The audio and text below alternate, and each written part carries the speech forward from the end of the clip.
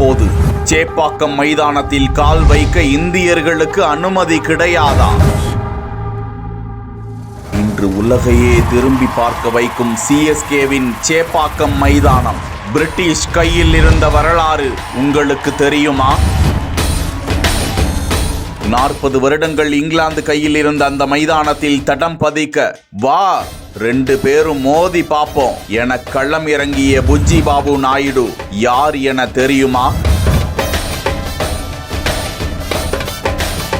இங்கிலாந்துடன் போட்டி வைத்து அதிக முறை வெற்றி கண்டு மைதானத்தை கைப்பற்ற காரணகர்த்தாவான புஜ்ஜி பாபு யார்?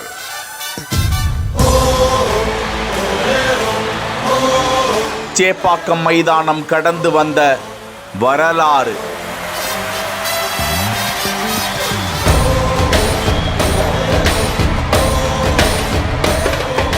புஜ்ஜி பாபு நாயுடு காலனித்துவ காலத்தில் இந்திய கிரிக்கெட்டின் முன்னோடியாக இருந்தவர். 1868 ஆண்டு முதல் 1908 ஆண்டு வரை இந்த மண்ணில் இருந்தவர். மெட்ராஸ் கிரிக்கெட்டின் தந்தை என்றும் அவர் அழைக்கப்படுகிறார். சென்னை ஐஸ் ஹவுஸை சேர்ந்த புஜ்ஜி பாபு நாயுடு பெரும் செல்வந்த குடும்பத்தில் தத்தெடுக்கப்பட்டு வளர்க்கப்பட்டவர். சென்னை பிரசிடென்சி கல்லூரியில் பட்டம் முடித்தவர்.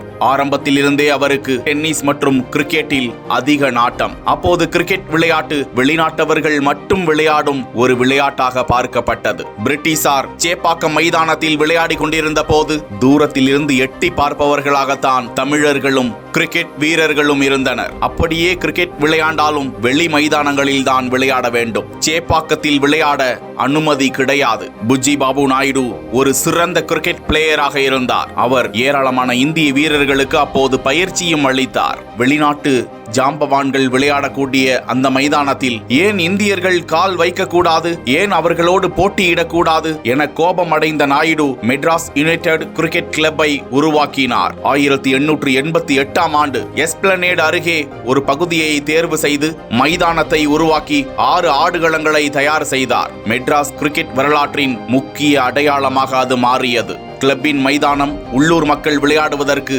இந்தியர்கள் விளையாடுவதற்கு, பயிற்சி மேற்கொள்வதற்கு ஒரு தளமாக அமைந்தது.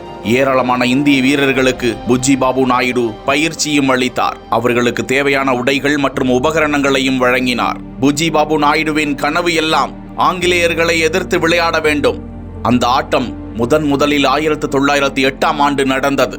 ஆம், அப்போது அவர் உயிரோடு இல்லை. அவர் பயிற்சி அளித்திருந்த ஏராளமான வீரர்கள் அவரது கனவை நிறைவேற்றினார்கள். 1915 முதல் 1952 ஆண்டு வரை சேப்பாக்கம் மைதானத்தில் தடம் பதித்து முதலாக பொங்கல் போட்டி என்ற பெயரில் டெஸ்ட் கிரிக்கெட் அறிமுகம் செய்யப்பட்டு ஏராளமான போட்டிகளில் இந்தியர்கள் வென்றனர். 1930களில் ரஞ்சி டிராபி போட்டி தொடங்கும் வரை மெட்ராஸ் பிரசிடென்சி மிகப்பெரிய வல்லமையாக மாறியது. சேப்பாக்கம் மைதானத்தில் கால் தடம் பதித்தாகிவிட்டது.